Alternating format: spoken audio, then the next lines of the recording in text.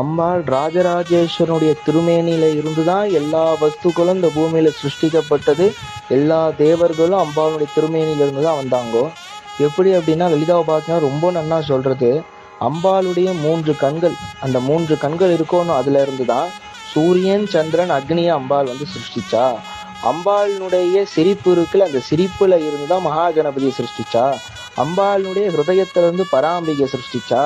அம்பாளுடைய விளையாட்டு சுபாவத்துல இருந்து பாலா திரிபுர சுந்தரி சிருஷ்டிச்சா. அம்பாளுடைய புத்தி தேகத்துல இருந்து புக்தி குணத்துல இருந்து ஷாமலா தேவியை சிருஷ்டிச்சா. அம்பாளுடைய அகங்கார குணத்துல இருந்து மகாபாராகிய சிருஷ்டிச்சா. அம்பாளுடைய சரிபாதியான இடபாகத்துல இருந்து காமேஸ்வரனை சிருஷ்டிச்சா. அம்பாள் பண்டான சம்ஹாரம் பண்றதுக்கு போகும்போது ஒரு ஹூம்ன்ற ஒரு பீஜத்தை கொடுக்குறாளாம். அந்த ஹூம்காரத்துல இருந்து 64 கோடி யோகினிகளையும் 64 கோடி பைரவர்களையும் சிருஷ்டிச்சா. சதுர்ஷஷ்டி உபச்சாராட்டியான்னு சொல்றோம். சதுர்ஷஷ்டி கலாமயி மகா சதுர்ஷஷ்டி கோடி யோகினி கணசேவிதா.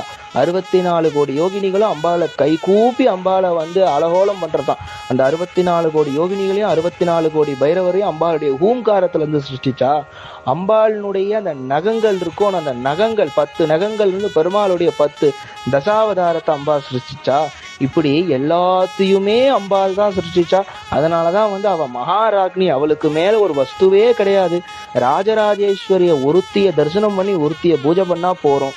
எப்படி நதிகள் எல்லாம் ஓடி கடைசியில போயிட்டு கடல்ல தான் சங்கமிக்கிறதோ, அந்த மாதிரி எந்த தெய்வங்களை பூஜை பண்ணாலும் எந்த தெய்வங்களை உபாசனை பண்ணாலும் அது எல்லாமே போய் சேர்றது யாருக்குன்னா சாட்சாத் ராஜராஜேஸ்வரி ஜெகன்மாதா லலிதா திரிபுர சுந்தரிக்கு மாத்திரம்தான். நம்மளுடைய பக்தி எல்லாமே போயிட்டு ஐக்கியமாகிறது இந்த ஸ்ரீபுரத்துல தான், இந்த சிந்தாமணி கிரகத்துல தான். அது சத்தியம், சந்தேகம் இல்லை.